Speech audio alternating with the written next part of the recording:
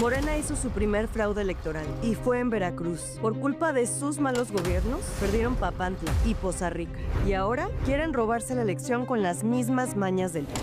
Reventaron el conteo, abrieron paquetes electorales y anularon votos de Movimiento Ciudadano. En Poza Rica se robaron 2,000 votos y ni así les alcanzó. En Papantla aún quieren robarse la elección. Pero Movimiento Ciudadano ganó y vamos a defender cada voto.